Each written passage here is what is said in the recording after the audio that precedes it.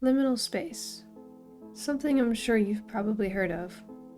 It's been a hot topic for years now, particularly picking up around 2019 to 2020. With the oh-so-popular Backrooms image, which has now been traced back to originally being posted by an anonymous user on a site called 4chan, liminal space has become quite the popular niche. I myself have become quite the fan of backrooms, pool rooms, and other related liminal video games. I also had a bit of a hyperfixation phase where I'd watch many documentaries about liminal spaces, how they appear in media, and why they make us feel the way they do. To put it shortly, many people describe liminal spaces in one of two ways. A, it makes them feel uneasy, uncomfortable, fearful, or negatively nostalgic. Or B, it makes them feel curious, peaceful, and comfortably nostalgic. I, for one, am part of the B category. What causes a person to feel either positively or negatively about liminal spaces is hard to identify.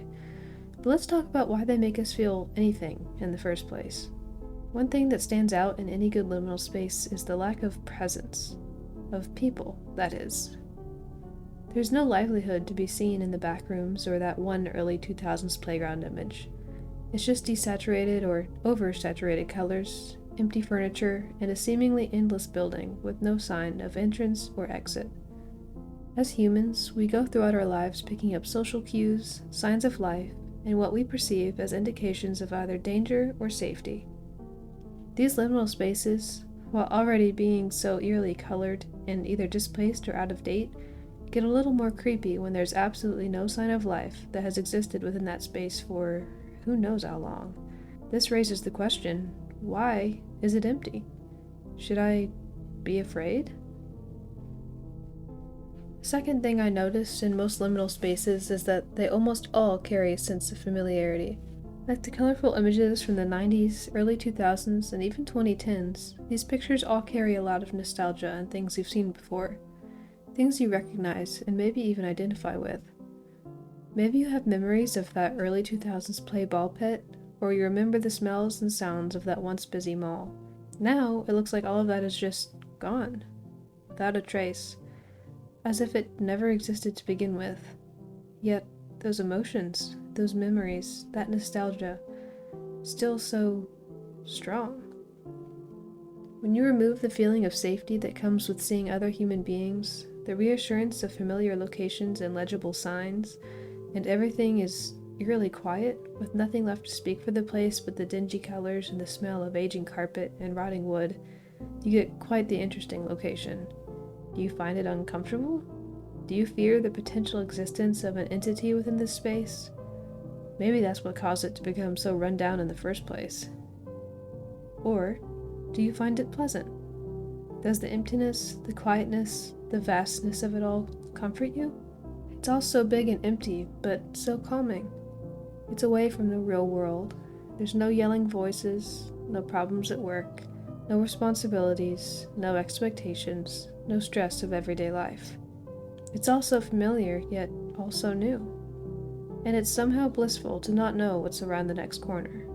When watching a Minecraft video one day, I thought, what if Minecraft and liminal spaces coexisted?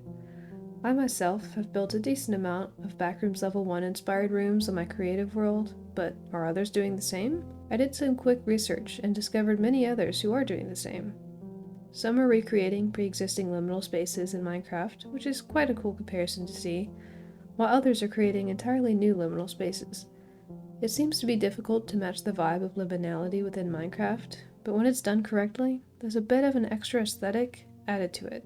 I think this is because Minecraft, at least for the group of people who've been playing it for over 10 years, like me, is incredibly nostalgic. We played this game throughout some of the key years of our lives, and in that process grew very attached to it and created countless memories both during solo play and games with others. The reasons for what makes liminal space the way it is remains the same for Minecraft liminal spaces, but when you add that extra nostalgia to it, it strikes a chord amongst that specific group of people, creating its own niche within the umbrella that is liminal space.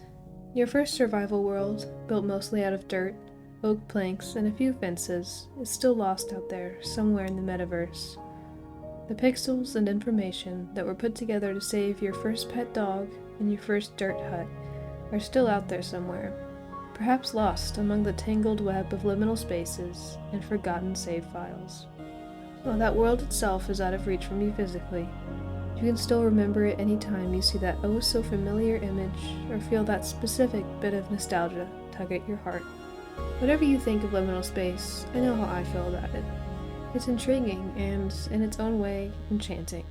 Sure, there's the creepy ones, where monsters and entities can be found roaming about, but I choose to seek the calm ones, the nostalgic ones, the ones that are mind-boggling and a sight to be seen. I often dream of liminal spaces, and I'm always blown away at the in-depth designs that my subconscious creates as I sleep. My brain somehow always perfectly captures the emotions that come with experiencing a liminal space and being in one, as it feels in a dream, is such a curious experience. That just goes to show you how much of an emotional reaction and connection you can make to these places. I encourage you to find the ones that speak to you, and explore it in video games, documentaries, or other YouTube videos. It's quite interesting to explore how our minds work and how our subconscious emotional reactions attach to these familiar, nostalgic, and beautifully eerie locations. The human brain is a curious thing, and when you explore the depths of it, you may just find that those memories and emotions are quite liminal too. If you enjoyed this video, or are maybe even interested in another video about liminal space, please leave a comment and subscribe. Thank you for watching.